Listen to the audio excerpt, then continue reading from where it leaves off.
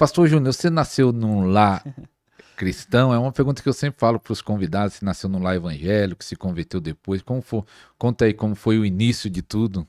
Bom, na verdade, eu sou a terceira geração de evangélicos na minha família, né? Eu nasci num lar assembleano, então eu vim da Assembleia, né? Eu vim do meio pentecostal, participei muito tempo do meio pentecostal, porém, quando foi lá para 2015, no final de 2015, o Senhor ele me chamou para as comunidades, né? Aquelas igrejas mais jovens de adoração. E aí eu migrei para essa igreja, mas até os meus 15 anos eu era totalmente assembleano. Nasci num lar cristão, meus pais eram obreiros na igreja, faziam parte do ministério, eram também plantadores de igreja, né? Desde pequeno, desde quando eu tenho, acho que tinha 2, 3 anos de idade, os meus pais, eles, aonde eles iam, eles contribuíam para o avanço do evangelho, implantando igrejas, culto no lar, evangelismo. Então eu nasci nesse meio aí de culto, de movimento evangelístico, né? Meu pai contratando, alugando aquelas carretas, aqueles caminhão grande, né? E colocava umas cadeiras em cima, uns púlpito, e aí fazia aqueles cultos ao ar livre, né? Aquelas cruzadas evangelísticas, né? Então eu cresci vendo isso. Mas aí em 2016, 2015, 2016 as coisas mudaram, né? Mas sim, eu nasci num lar cristão, sim. Então você era do reteté, Era mas pentecostal. é bem diferente a cultura, né? Que são os irmãos, somos os pentecostais, assembleanos, nós amamos, né? Eu tenho minha tia, tenho meu, tenho um monte de parente que é da Assembleia. Mas por que resolveu mudar? Você sentiu fome de alguma coisa, uma sede? Quis ir para as igrejas nesse estilo mais comunidade, apostólica hoje, né? Bom, isso é muito interessante e importante, porque o que acontece? Os meus pais, a última igreja que eles foram obreiros, que eles participaram ali do corpo eclesiástico, era uma igreja muito grande. Então não tinha como eu ter espaço. Eu tinha, eu acho que uns 11, 12 anos, e eu queria me envolver, eu queria trabalhar na igreja, porém não tinha espaço porque era uma igreja muito grande. Então, eu saí daquela igreja onde eles congregavam, que era a Assembleia, e fui para uma igreja pentecostal, que era o mesmo estilo assembleano, né? Aqueles cultos, né? É, cultos pentecostais. Mas aí, nessa época de 2012, 2011, por aí, foi quando eu comecei a me despertar para o desejo do ministério. Eu achava que eu ia ser cantor, né? Porque minha mãe canta também, e eu puxei esse talento dela. Então, eu achava que eu ia ser cantor. Minha vontade era gravar CD, era cantar. Só que aí eu cantava na igreja. Então, pra mim, tudo bem. Eu tava, né, cantando, tava ótimo. Mas a virada de chave mudou quando eu tive um encontro com o Senhor. Nessa igreja pentecostal, que era na rua da minha casa. Lembrando, eu já era da igreja, eu já frequentava os cultos, eu ia todo de terninho pra igreja, né? Os meus pais faziam cultos em casa, vigílias e tudo mais. Teve um dia que o pastor pregou e eu não lembro nem o que ele pregou, só lembro que ele fez o apelo. Pastor Geraldo, foi ele que foi o meu primeiro pastor. Ele pregou e aí eu não lembro o que ele pregou, mas eu lembro do apelo. E quando ele fez o apelo de quem queria aceitar Jesus, eu fui induzido. Posso dizer que fui induzido porque quando eu vi eu já estava lá na frente.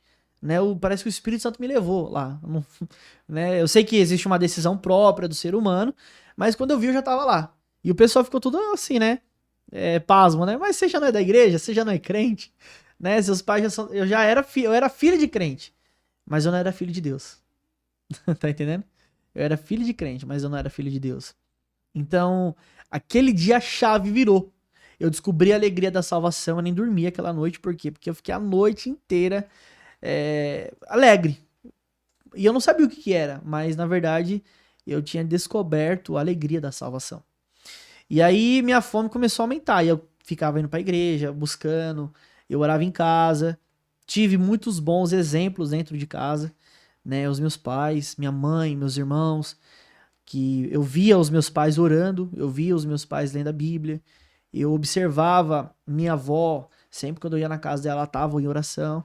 Então, essa cultura familiar foi o que me cativou muito. Então, hoje eu tenho costume de orar, de ler a palavra, não é porque eu preciso apenas. e porque eu entendo a importância disso, mas também porque eu tive uma cultura dentro da minha casa onde isso era normal, era comum. E eu lembro que eu comecei a buscar vários homens de Deus na internet, né? A época do YouTube lá, a época bem forte, o início dela. E eu ficava vendo vários homens de Deus. E aí eu via o Benny Hinn, né? Eu via a Kathleen Kuhlman. Eu via vários ministros. E eu queria andar nisso. Eu queria viver esse poder de Deus, né? Nesse tempo aí, já no ano de 2013, eu já comecei a pregar, já fui ordenado a cooperador numa igreja. Já era numa outra igreja, porque essa igreja tinha fechado. E eu comecei a buscar a Deus, eu comecei a jejuar, comecei a orar, me consagrar ao Senhor. Eu não tinha a prática da oração em línguas, eu não conhecia essa prática. Porém, eu ouvia muito o pastor Benny Hinn. Eu ouvia muito a ministra, né, a Kathleen Kuhlman, li os livros do Benny Hinn, li a biografia da Kathleen Kuhlman. Enfim, eu fiquei com muita fome de Deus. E aí eu falei, eu quero andar nisso, eu quero ver milagres, eu quero ver o poder de Deus. Eu quero ver o sobrenatural, né? Por que que isso me despertou? Ver o sobrenatural. Porque como eu era do meio pentecostal, eu via muitos irmãos sendo usados pelo Espírito. Profecia, interpretação de línguas, e eu queria aquilo. Eu queria ter essa experiência. E foi aonde eu comecei a buscar a Deus. E nessa época eu fui batizado com o Espírito Santo. Eu fui num culto pentecostal, né? Minha vida é marcada pela igreja pentecostal. Eu fui num culto pentecostal e vi uma mulher, uma senhorinha lá de cima do púlpito lá. E, cara, ela pegou na minha mão. Na hora que ela pegou na minha mão, eu fui batizado com o Espírito Santo ali. E aí aumentou a sede, aumentou a fome. Porém, eu tinha um livro armazenado no meu computador. O livro Andando no Espírito, Andando no Poder. Até pegando esse gancho aí, né? Só falando uma coisa que é interessante do teu testemunho, né? Que você estava na igreja, mas não tinha tido um encontro com Deus. Sim. Nasceu na igreja, talvez é o resultado de muitos filhos de crente que tá na igreja, cresceu lá, mas não teve a experiência com Deus, que o meu caso também. Mas no meu caso eu acabei desviando, indo pro mundo e depois voltando, mas cresci na igreja, mas eu não tinha tido a experiência com Deus. Então, foi esse livro, porque você descobriu uma chave para todos os ministérios, que é muito importante, a chave da oração em línguas. Foi através desse livro que veio essa chave da oração em línguas? Na verdade não foi através do livro, né? Eu tinha um livro. Eu costumo dizer que eu fui predestinado para essa visão, né? A visão da vida no espírito, do orar em línguas. Porque eu já tinha um livro armazenado no meu computador, só que eu nunca tinha lido o livro.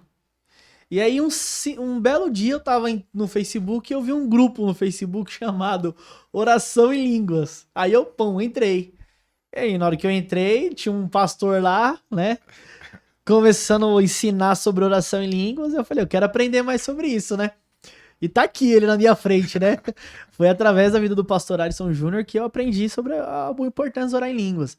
Através daquele site ali Tem um blog da Blogger, né? E eu devorei tudo, acho que eu li todos os materiais que tinha lá, né? Se foi atualizado agora eu não li. Mas na época eu li tudo. Tudo que tinha lá eu li. E aí eu comecei a orar em línguas nessa época. Nessa época eu comecei a orar em línguas. Só com aquelas mensagens do grupo, do blog. Não tinha nem tanta mensagem. No YouTube não era tão forte. Naquela época, tanta mensagem no YouTube falando sobre oração em línguas. Tinha, mas eu não conhecia. Sim. Eu ouvi uma pregação do pastor Robson Martins, né? Ele já esteve aqui também. Sim. Né? Se ele estiver assistindo aí também, ele que é o culpado disso tudo, né? Mas foi através do Robson Martins, uma pregação dele. Eu não lembro qual pregação que era, mas era uma pregação. Porque eu fuçava muito, eu sou muito curioso. Eu sou uma pessoa muito curiosa.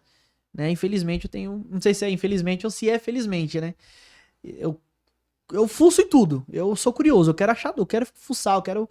E eu fuçava o YouTube, eu virava o YouTube de cabeça pra baixo. Então, Benny Hinn, Kathleen Kuhlman, enfim, vários outros pregadores, o Robson Martins, enfim, o Dave Robertson, o Célio, muitos pregadores eu já tinha visto, mas eu não tinha essa percepção mais profunda, né, do orar em línguas. E aí quando o pastor Robson Martins, ele falou sobre essa pregação de orar em línguas, e eu tava passando um momento difícil na minha vida naquela época, aí já passou para 2015. Lembrando que 2015, até 2015 eu já era usado por Deus. Eu já estava operando em dons de cura, O dom de milagres não operava na minha vida ainda, mas eu já operava no dom de cura. A gente tinha reuniões de oração em casa, reuniões de orações na casa de uns amigos nossos, pó de ouro, azeite, milagres acontecia. Porque eu tava desejoso. Porém, quando eu comecei a orar em línguas, as coisas mudou. Porque eu vi essa pregação de orar em línguas e eu falei, então eu vou orar. E minha casa estava passando um problema difícil, passando um problema com meu irmão. Os meus pais também estavam passando um problema no casamento. E o pastor falou assim, se você orar 1 hora em língua, sua vida vai mudar. Eu já estava lendo as mensagens. Eu já tinha começado a praticar. Quando eu vi essa pregação, aí eu falei, não, agora eu vou orar. E eu lembro que eu começava a orar com 20 minutos por dia. Às vezes a gente pensa assim, eu quero orar 10 horas por dia. Eu quero orar 13, 15 horas por dia. Mas se você não é fiel no pouco, você nunca vai ser fiel no muito. Se você não é fiel com o tempo que o Senhor te dá, você nunca vai ser fiel com aquilo que você almeja. Então eu comecei com pouco, 20 minutos. E aí eu colocava um fone de ouvido, né? Porque eu achava que eu só podia orar assim. Aí eu colocava um fone de ouvido, eu fechava todo o meu quarto, ficava no escuro orando em línguas. Aí eu ficava orando em línguas 20 minutos, todos os dias. Aí eu fui... O pastor David Robertson fala que é o processo da edificação. Quando o desejo de aumentar, de orar, aumenta. E aí eu comecei 40 minutos. Aí 1 hora. Aí 2 horas, 3 horas, 4 horas. Eu já cheguei a orar 8 horas em línguas. Sem parar. 8 horas sem parar.